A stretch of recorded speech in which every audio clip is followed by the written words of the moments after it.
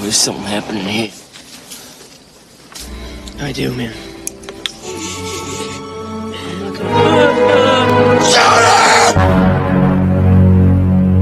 Halo sahabat rebahan dimanapun kalian berada, apa kabarnya nih hari ini? Semoga kalian dalam keadaan baik-baik saja. Dan seperti biasa jangan lupa kalian pastikan dulu jaringan seluler dan wifi tetangga Anda dalam keadaan aman-aman saja, supaya kalian bisa menonton videonya tanpa gangguan yang tidak diinginkan. And leave Freedom's Frontier. Di video kali ini saya akan kembali menceritakan sebuah film yang berdasarkan kisah nyata saat terjadinya Perang Vietnam pada tahun 1966. Film ini berjudul Casualties of War yang dirilis pada tahun 1989 dan mengacu pada kasus pemerkosaan wanita muda yang dilakukan oleh tentara Amerika. Film diawali dengan memperlihatkan seorang pria yang sedang ketiduran di atas kereta. Pria ini bernama Erikson namun tidak pakai Sony. Seketika dia terbangun dari tidurnya karena melihat seorang wanita di hadapannya. Dan tanpa sengaja wanita itu mengingatkannya dia semasa dia di medan perang dulu.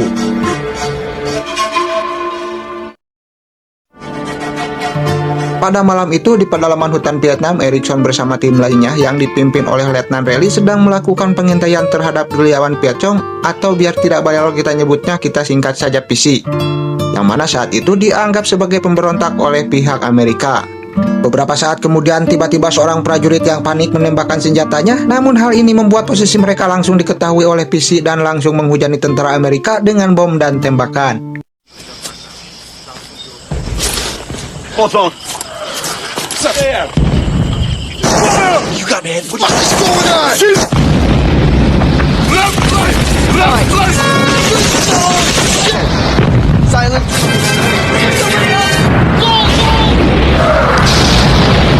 Terlihat Erikson juga berlari menyelamatkan diri. Namun tiba-tiba dia terperosok ke dalam lubang yang ternyata itu adalah terowongan persembunyian para gerilyawan PC. Dan tanpa dia sadari, salah seorang PC sudah berada di dalam terowongan itu untuk siap menikam Erikson. Tapi beruntungnya pemimpin Regu Erikson yang bernama Sersan Tony, dia berhasil menyelamatkan Erikson dan untuk kedua kalinya Erikson diselamatkan oleh Tony. It's a mad fucking minute.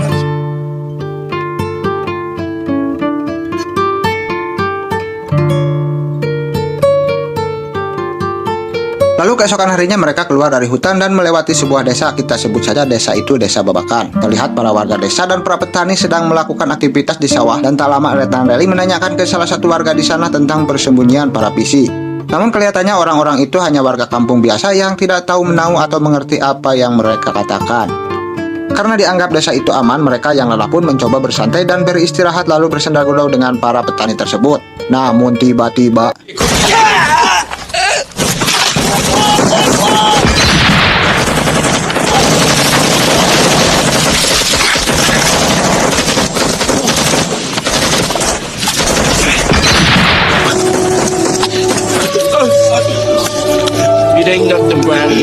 salah satu anggota mereka yang bernama Brownie tertembak dan kehilangan banyak darah.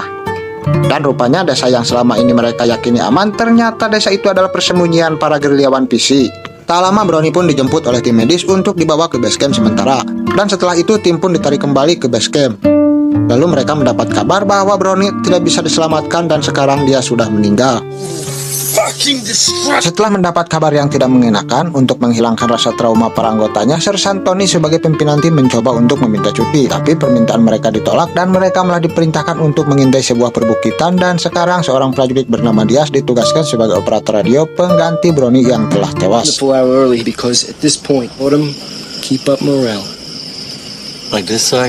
Terlihat Sersan Tony yang masih kesal, dia merencanakan sesuatu bersama rekan-rekannya. Mereka berencana akan berangkat lebih pagi dan singgah di sebuah desa, lalu mereka akan menculik seorang gadis untuk bersenang-senang. Tentunya hal itu ditanggapi dengan wajah gembira oleh kawan-kawannya, tapi tidak dengan Erikson. That'll never happen, G.I. Are you crazy? I mean, short distance? Right.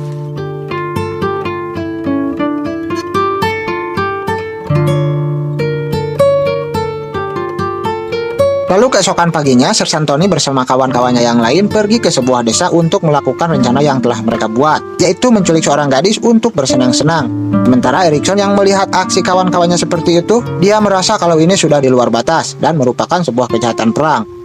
Namun Erikson sebagai bawahan, dia tidak bisa melawan kehendak atasannya.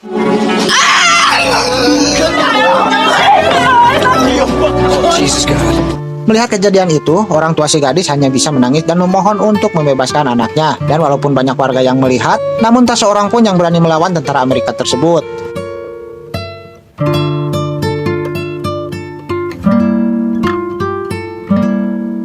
Setelah berhasil menculik dan membawa seorang gadis, lalu mereka pun berjalan dan beristirahat di sebuah tempat.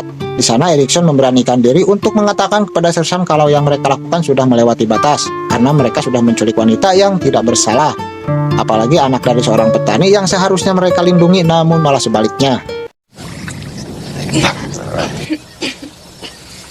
That was some hump, huh, man? Come here, Archie. Come here for a second. Either man, do I have to? Oh, man. A minute here on this thing we're doing. I'm telling you, Erickson. Mendengar perkataan Erikson seperti itu, tentunya Sersan tidak terima dan marah kepada Erikson. Kemudian dia mengatakan kalau dia tidak peduli dan tetap akan membawa gadis tersebut. Tak lama setelah itu, mereka pun melanjutkan perjalanan. Bahkan dengan sangat tidak berperasaan, gadis itu disuruh untuk membawa barang-barang mereka. Hingga sampailah mereka di gubuk tua, dan mereka berencana gubuk tersebut akan dijadikan tempat peristirahatan sementara. Erickson, you and Diaz get the chip. Tak lama Sersan Tony mengajak dua anggotanya untuk melihat situasi di sekeliling tempat itu. Sementara Diaz dan Erikson, dia ditugaskan untuk mengawasi gadis tersebut. Di sana Diaz mulai mempertimbangkan kalau dia harus memperkosa gadis itu. Kemudian dia meminta Erikson berjanji kalau misalkan Sersan Tony memaksa dia untuk memperkosanya, dia harus membantu menghentikannya. Akhirnya mereka pun berjanji akan saling membantu dan melindungi satu sama lain. Tak lama Erikson menghampiri gadis itu yang terlihat menangis dan ketakutan. Kemudian Erikson berkata dia tidak akan menyakitinya dan hanya ingin mengobati luka yang ada di badannya. No, give. Erikson yang semakin kasihan melihat gadis itu, dia merenung dan mulai berpikir bagaimana cara menghentikan ulah dari kawan-kawannya itu. Namun tiba-tiba Sersan pun datang dan menghampiri Erikson dan membawanya ke gadis itu. Tak lama Sersan Tony menawarkan Erikson untuk menerima giliran setelahnya. Namun Erikson menolak dan mengatakan dia tidak akan ikut memperkosa gadis tersebut walaupun Sersan terus memaksanya. Mendengar jawaban Erikson seperti itu, tentunya Sersan Tony sangat marah. Dia mengolok-oloknya sambil mengatakan kalau Erikson adalah seorang homoseksual. Oh, is Erickson a faggot, Hutch? It's queer. Is that you a faggot? Sementara Diaz yang tadinya berjanji akan saling melindungi bersama Erikson, dia mendadak berada di pihak mereka dan apa yang ditakuti oleh Erikson pun terjadi. Tak lama setelah perdebatan itu, Sersan Tony mulai melakukan aksinya, yaitu mengkikuk-kikuk gadis tersebut, dan yang lainnya bergantian menunggu giliran. Sementara Erikson yang tidak bisa berbuat apa-apa, dia hanya bisa menangis dan menyesali karena tidak bisa membantu gadis tersebut. Kemudian dia pergi menjauh dari tempat itu hingga larut malam. I think she was real. Man, the whole time, man, he's holding at her throat. Thatcher manages about 3. Keesokan paginya mereka langsung pergi ke sebuah perbukitan untuk mengintai musuh. Salah satu dari mereka yang bernama Clear, dia ditugaskan untuk menjaga gadis tersebut di gubuk itu. Sesampainya di sana, Diaz langsung menghubungi bantuan udara karena mereka telah menemukan markas PC. Kali ini Sersan Tony yang terlihat akan melancarkan serangan terlebih dahulu. Dia menyuruh Heather dan Erikson untuk kembali ke gubuk dan mengambil pasokan amunisi. Namun ketika sampai di sana, Clear yang memang ditugaskan untuk menjaga gadis itu, dia melimpahkan tugasnya tersebut kepada Erikson. Erikson yang kini menjaga gadis tersebut, dia merasa kasihan lalu mencoba mendekati gadis itu yang masih tersisa pilu, wajahnya penuh luka akibat siksaan yang diterima. Ketakutan serta rasa trauma hingga terus-menerus dia mengatakan hal yang tidak dimengerti oleh Erikson. Tapi jelas tangisan itu tersirat kalau dia ingin segera dipulangkan ke keluarganya.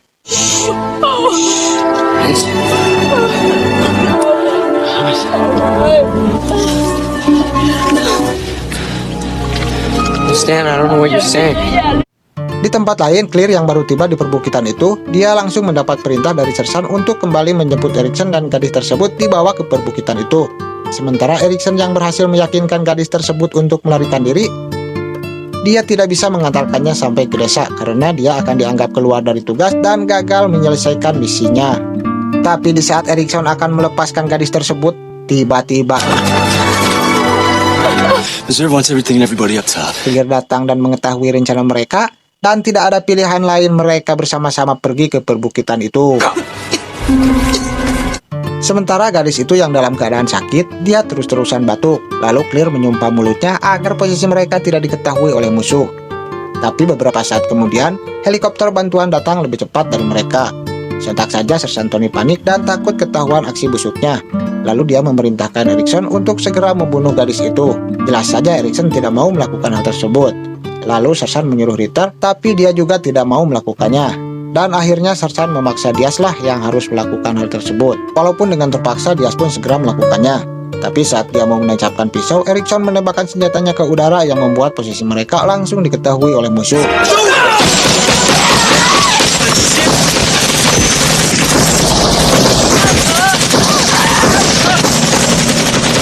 Karena panik, gadis itu langsung ditarik paksa oleh Clear dan langsung menikam tubuhnya.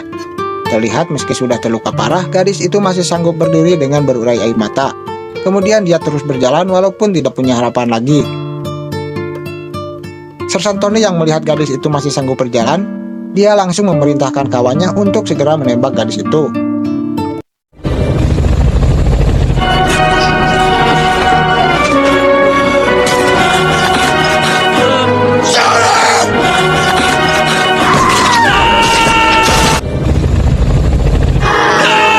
Tak lama gadis itu pun meninggal di sana. Sementara itu bantuan udara yang sudah sampai langsung meluluh lantakkan seluruh pasukan musuh. Terlihat Erikson hanya bisa melihat gadis itu meninggal dengan penuh rasa penyesalan.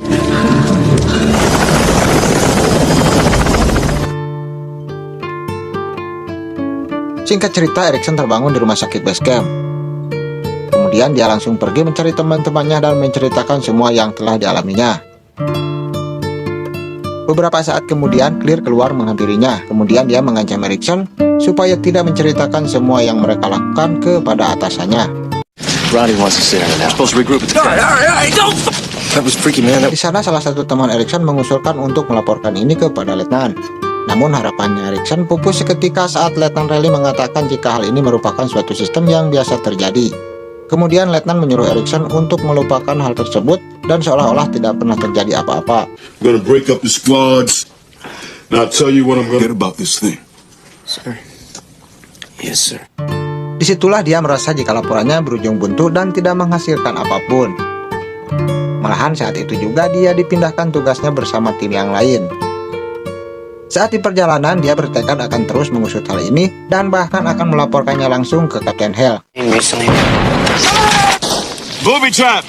Who got hit, Sarge? Meskipun Erikson tahu bahwa di dunia militer tidak bebas melaporkan kepada petinggi, tapi dia tetap bertekad untuk melaporkannya. Kemudian Erikson pun bersiap-siap untuk bertemu dengan Kapten Hale. Tapi apa yang terjadi setelah bertemu dengan Kapten Hale? Ternyata responnya tidak jauh berbeda dengan Letnan Riley. Kapten Hale mengatakan kalau insiden ini terungkap justru akan menimbulkan masalah dunia yang besar. Saat itu juga Kapten Hale mengatakan kepada Erikson bahwa dia tidak boleh membocorkan hal ini karena hal tersebut justru akan memalukan militer Amerika. There ain't no point, Erickson. Pardon me, sir. What's your point, sir? Think you are. You're in that report recommending reserve for a Bronze Star.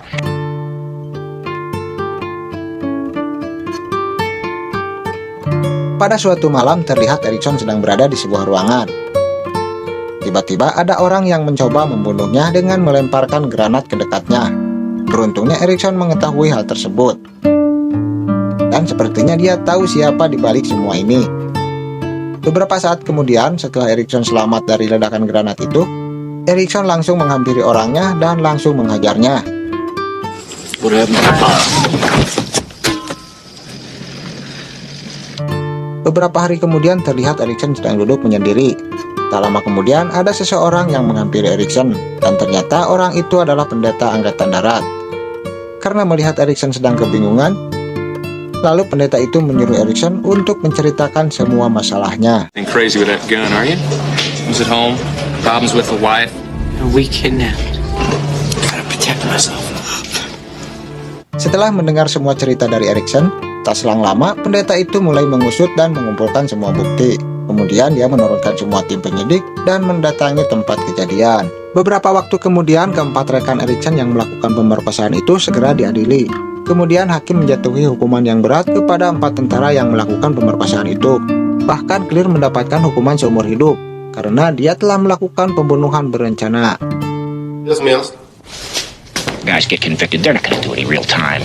I'd be pissed off, wouldn't you? Film pun berakhir ketika Erikson terbangun dari tidurnya. Sesaat setelah kereta berhenti melaju, wanita itu turun dan tanpa sengaja meninggalkan salahnya di jok kereta. Kemudian Erikson pun turun dan berlari menyerahkan salnya ke wanita itu. Wanita itu berterima kasih kepada Erikson dan menanyakan apakah aku mengingatkanmu pada seseorang. Got this. Oh, thank you. Do I remind you of someone? Dan akhirnya Jaka Sembung membeli seblak. Sampai jumpa di video berikutnya. Aduh, leles.